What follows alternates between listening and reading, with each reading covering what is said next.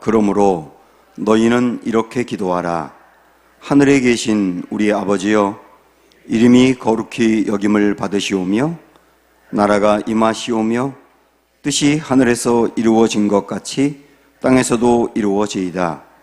오늘 우리에게 일용할 양식을 주시옵고 우리가 우리에게 죄 지은 자를 사하여 준 것 같이 우리 죄를 사하여 주시옵고 우리를 시험에 들게 하지 마시옵고 다만 악에서 구하시옵소서. 나라와 권세와 영광이 아버지께 영원히 있사옵나이다. 아멘. 우리가 육체의 생명이 유지가 되기 위해서는 양식이 필요하죠. 또 매일매일 일용할 양식이 부어져야 됩니다. 그런데 우리의 육체만이 아니고 우리의 영혼을 건강하게 생명력 있게 유지하기 위해서는 영혼의 양식이 필요한 거예요. 성도라 하더라도 육신의 양식은 채워졌는데 이 영혼의 양식이 빈곤하게 되면 절대로 성도로서 행복하고 만족한 삶을 살 수가 없습니다. 그래서 이 영혼의 양식이 또 있어야 되는데요. 이 영혼의 양식 중에 제일 중요한 것은 죄 용서를 받는 겁니다. 매일매일 죄 용서를 받는 거예요. 그래서 우리의 육신을 위해서 일용할 양식이 필요하다면 우리의 영혼을 위해서는 일용할 죄 용서가 필요한 겁니다. 여기서 죄 용서라고 하는 것은 구원받지 못한 이들이 그 사람이 옛사람과 함께 그 모든 죄를 용서받는 그런 개념이 아니에요. 이미 용서를 받고 구원받은 사람이 그 이후에도 계속 짓는 죄들을 말하는 겁니다. 그래서 사실은 여기에서 우리의 죄를 용서해 달라라고 하는 그 기도는 이 죄는 복수로 되어 있습니다. 계속 짓는 죄들을 말하는 거거든요. 마치 요한복음 13장에 있는 것처럼 예수님께서 제자들에게 발을 씻어주니까 베드로가 제 발은 씻어주면 안 됩니다. 어떻게 스승님이 제자들의 발을 씻습니까? 그러니까 예수님께서 뭐라고 말씀하셨죠? 내가 내 발을 씻어주지 아니하면 너는 나와 상관이 없다. 그러니까 그 다음에 베드로가 그러면 발뿐만 아니라 손과 머리도 씻어주세요. 그러니까 우리 주님이 목욕한 자는 더 이상 씻을 필요가 없고 발만 씻으면 된다. 그렇지 않습니까? 여기서 목욕한 자라고 하는 것은 구원을 받은 자예요. 죄 씻음을 받고 구원을 받은 사람은 다시 죄 씻음을 받고 구원받을 필요가 없다. 구원은 계속 받아가는 게 몇 번씩 받는 게 아니고 한 번 받는 것으로 충분히 영원히 되는 거다.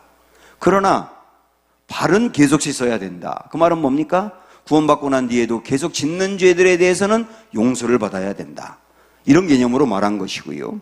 주기도문에서 말하는 이 죄는, 죄 용서는 바로 구원받고 난 사람이 짓는 죄의 용서를 말하는 겁니다.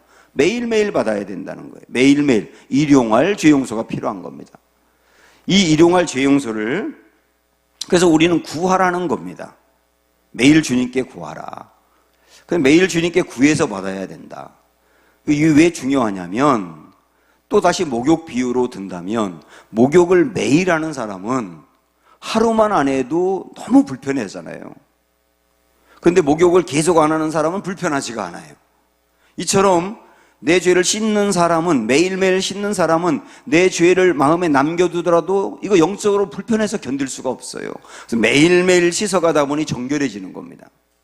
또 하나, 매일매일 죄 용서를 구하다 보면 이 죄를 구하는 기도 시간을 진지하게 가져보시면 그 시간에 이게 죄였구나 하는 걸 깨닫습니다. 이게 죄였구나. 내가 어제 그 사람한테 그 말 한 게 죄였구나. 그렇게까지 할 필요가 없었는데 쓸데없이 그랬구나. 이거 자기 의였구나. 이거 우상숭배였구나. 이런 것들이 기도하는 시간에 깨달아집니다. 그래서 나 자신을 돌아보게 되고 그리고 그 죄를 처리하게 되고 그러다 보니까 정결해지는 거예요. 그래서 매일매일 정결해지라고 죄 용서 말씀을 하신 겁니다. 매일매일 하셔야 됩니다. 자, 여기까지는 좋아요. 그런데 오늘 우리가 보는 이 죄 용서와 관련된 이 주기도문이 우리를 아주 당혹스럽게 하는 게 있지 않습니까?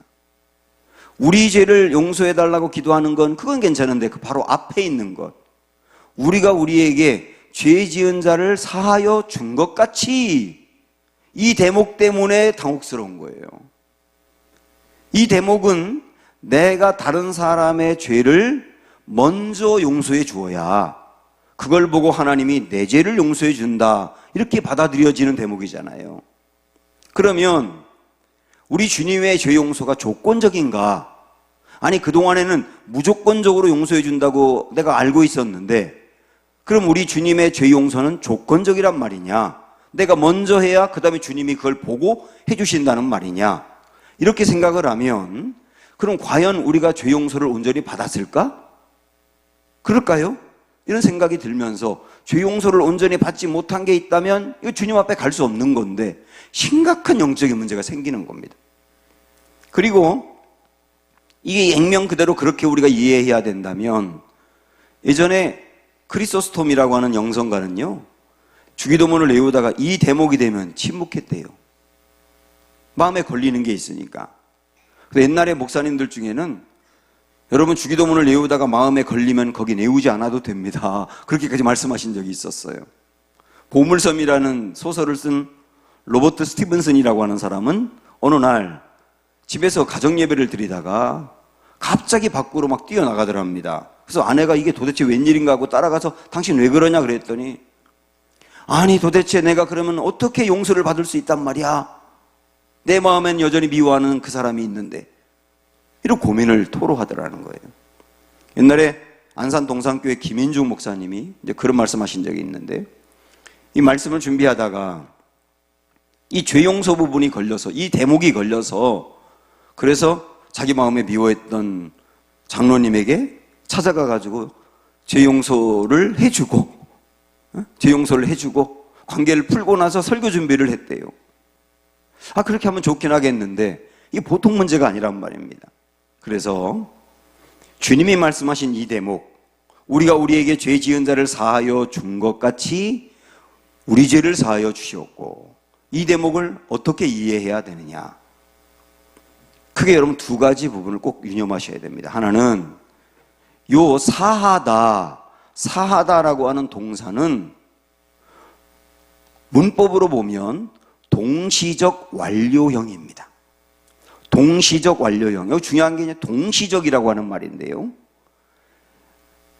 우리 주님이 나의 죄를 용서해 준 것 같이 동시에 저도 다른 사람의 죄를 용서하게 해 주십시오, 이 부분입니다.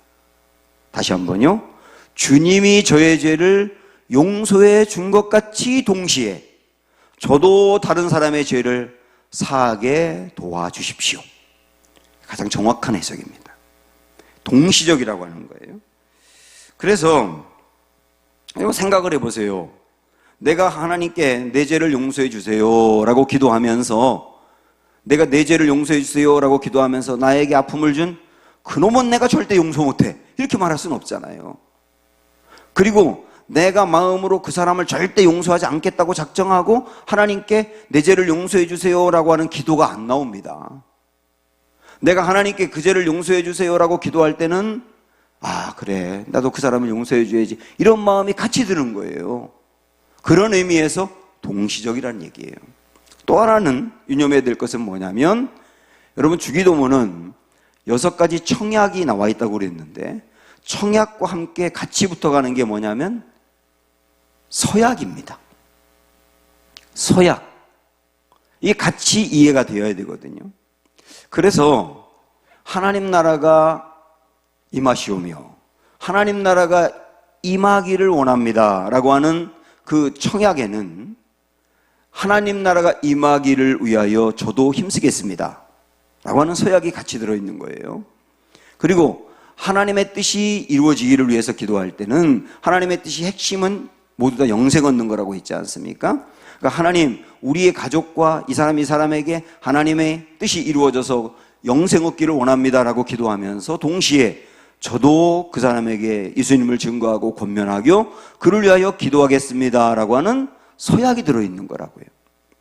일용할 양식을 위해서 기도할 때도 하나님은 매일매일 우리에게 일용할 양식을 주실 줄로 믿습니다 라고 청약하며 기도하면서도, 그러면서도 동시에 저도 하나님이 제게 맡겨진 일터에서 열심히 살면서 일용할 양식을 위해서 열심히 살겠습니다라고 하는 서약이 같이 들어있는 거라고요.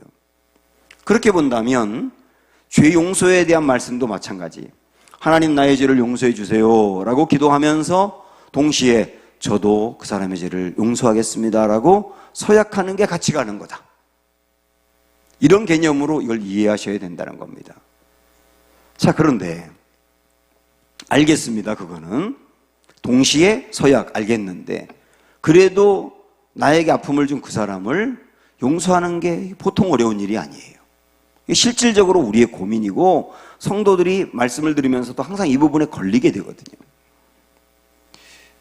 송혜교 씨가 이전에 주연으로 나왔던 오늘이라고 하는 영화가 있어요. 저도 그걸 이전에 극장에서 보지 못해서 이 말씀을 준비하다가 요약을 보게 됐는데 그 오늘이라고 하는 그 영화는 송혜교 씨의 애인이 살해를 당합니다. 그 살해한 아이가 고등학생이었어요. 그런데 이 송혜교 이 사람은 크리스찬이었기 때문에 애인이 살해당해 죽고 난 뒤에 괴로워하다가 그 고등학생 어린 아이고 하니까 자기가 또 크리스찬이니까 용서를 해줍니다. 그런데 용서를 하고 나서 용서에 대해서 다큐멘터리 같은 걸 이렇게 찍어 나가고 하는 그런 일을 하거든요. 그런데 나중에 이 애인을 살해했던 그 고등학생이 또 다른 사람을 죽여요. 그래서 형사가, 그 아이를 잡았던 형사가 이송혜교 씨에게 뭐라고 말하냐면 대책 없는 용서는 죄악입니다. 이렇게 말을 해요. 대책 없는 용서는 죄악입니다. 물론 여러분 오해하지 마세요. 기독교의 용서가, 우리 예수님이 우리를 용서해 주신 이 용서는 대책 없는 용서는 절대 아니에요. 우리 예수님의 용서는 엄청난 값을 지불한 용서예요. 여러분, 우리가 공짜로 구원받는다 쉽게 말하지만 공짜로 구원받은 겁니까? 내가 받은 건 공짜일지 모르지만은 내게 공짜로 그 구원을 주기 위해서 우리 예수님은 당신의 목숨을 바치셨어요. 십자가에 갈기갈기 찢기시면서. 그래서 기독교의 용서는 대책 없는 용서가 아니에요. 값을 지불하는 용서예요. 근데 이 영화에서 대책 없는 용서는 죄악이다, 이런 대목이 나오는데 그 얘기를 들으면서 송혜교 씨가 깨닫는 게 뭐냐면, 내 용서는 진짜 용서가 아니라 내가 용서해 줌으로 의로워지고 싶었던 거구나. 일종의 자기의의 용서였다는 거예요. 여러분, 이걸 한번 생각을 해보시죠. 우리 크리스찬들도 성경에서 용서해라 이렇게 말씀하시니까 내 마음으로는 전혀 용서하지 않는데 내가 의로워지기 위해서 용서해 주는 부분이 있거든요. 근데 우리 주님이 우리에게 다른 사람의 죄를 용서하라라고 하는 게 이 부분을 말하는 건 아니에요. 그 다음에 또 하나, 그럼 또 아셔야 될 게 뭐냐면 용서와 관련해서 마태복음 18장에 보면 베드로가 예수님에게 주님 몇 번까지 용서를 해줘야 되는 겁니까?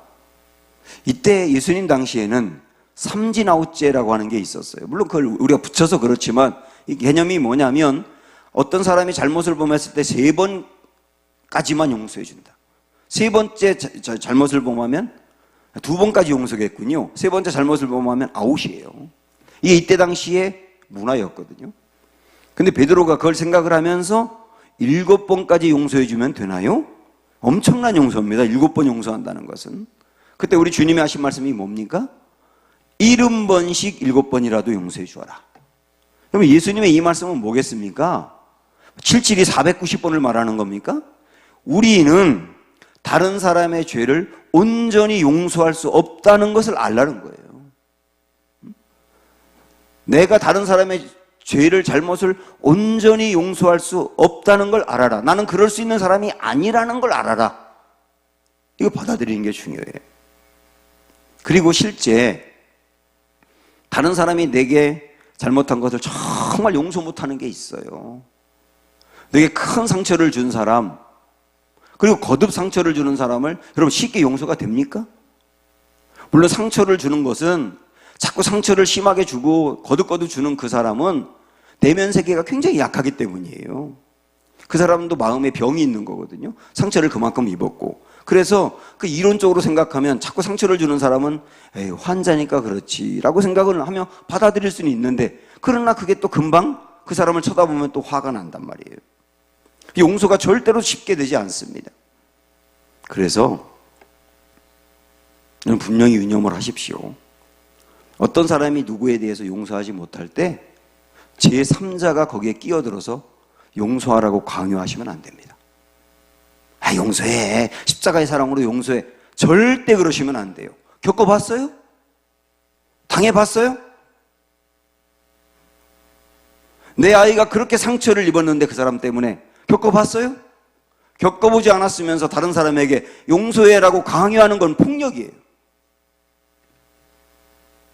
본인이 용서해야 될 때 하는 거지 누가 강요할 수 있는 게 아니에요. 용서라고 하는 건 아무 말도 하지만 안 돼요.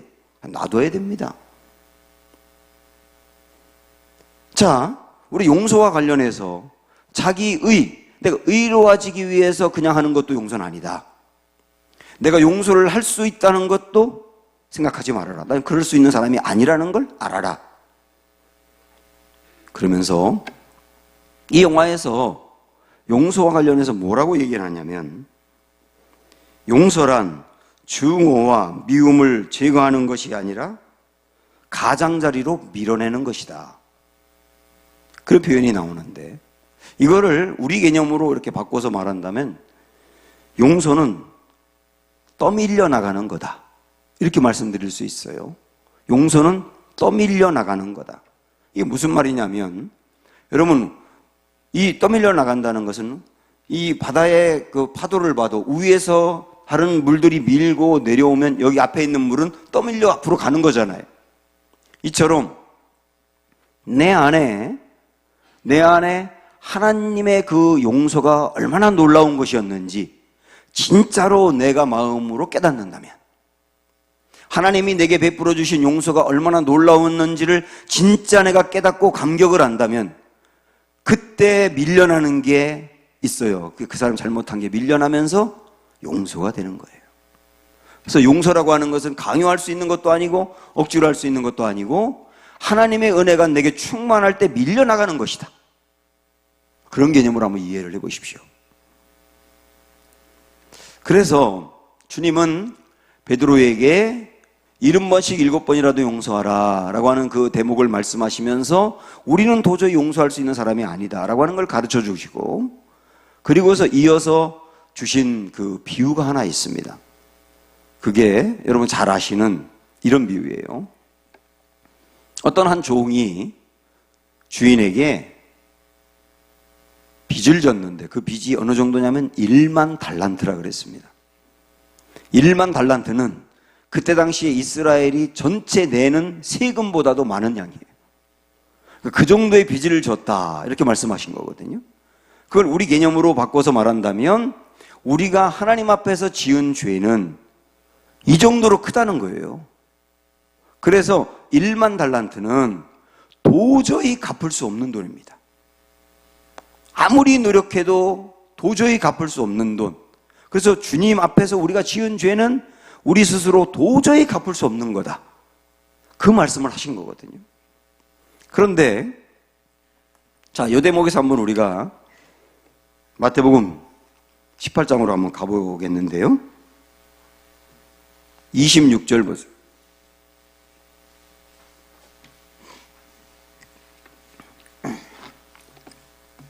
26절. 그 종이 엎드려 절하며 이르되 내게 참으소서, 다 갚으리이다.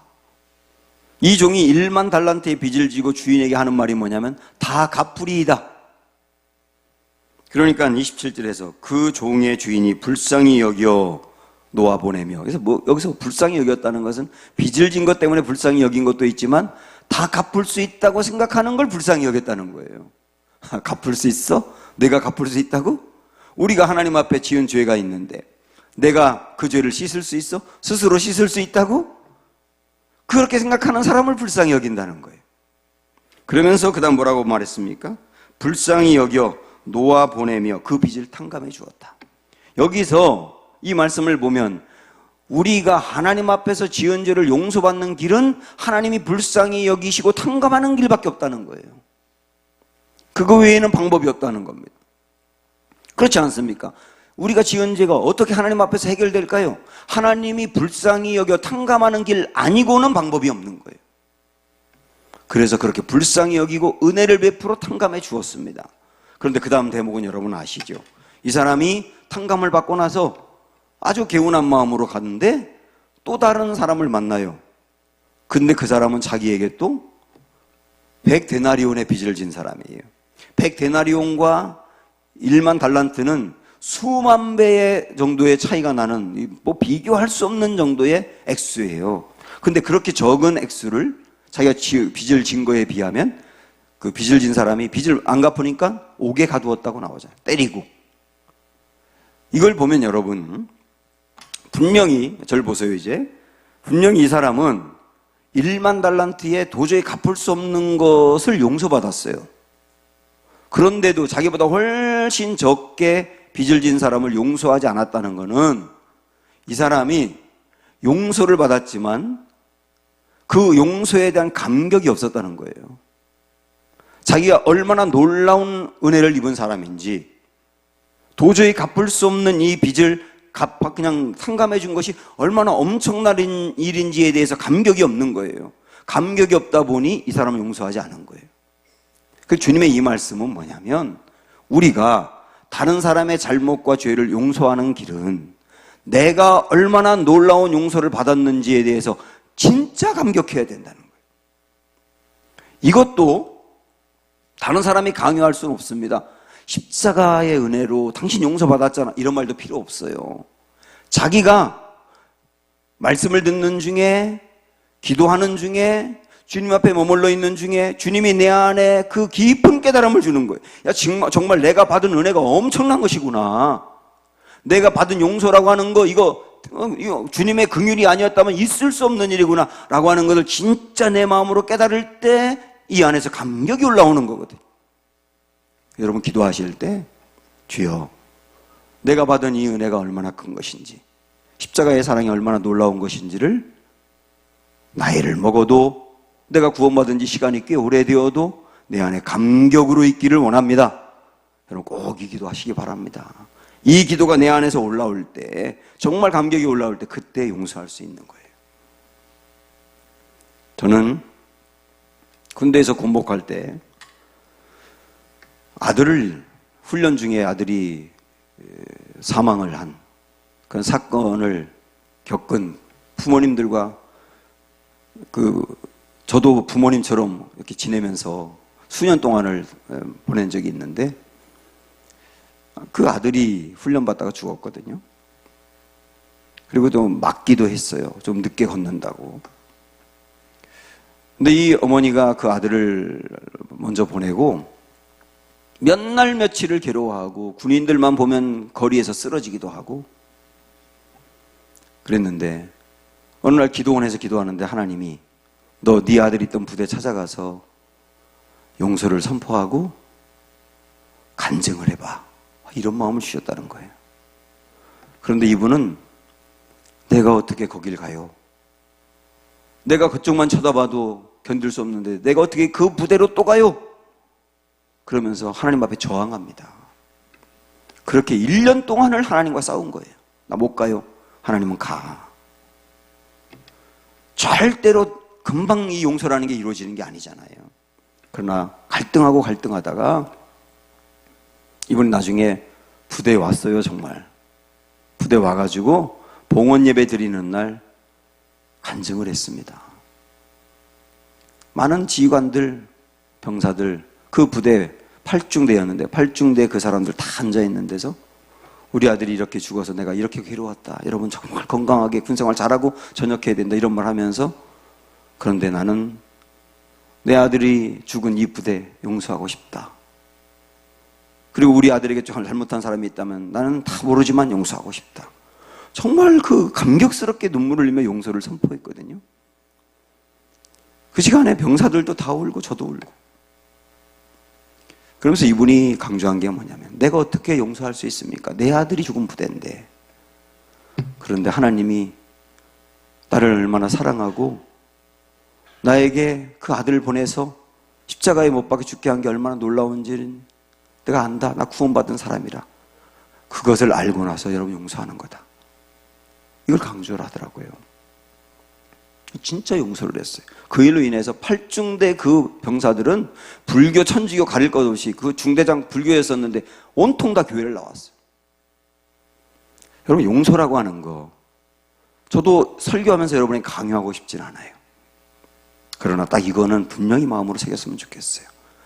주님이 나에게 베푼 그 은혜와 사랑, 십자가의 그 은혜와 사랑이 얼마나 엄청난 것인지, 그냥 교리로 알지도 말고 피상적으로 알지도 말고 정말 느낌으로까지 그 감격이 여러분 안에 있기를 축원하고요. 이 은혜와 사랑으로 우리도 위대한 용서를 할 수 있는 역사가 있기를 주님의 이름으로 축원합니다. 주 은혜의 힘을 함께 찬양하겠습니다.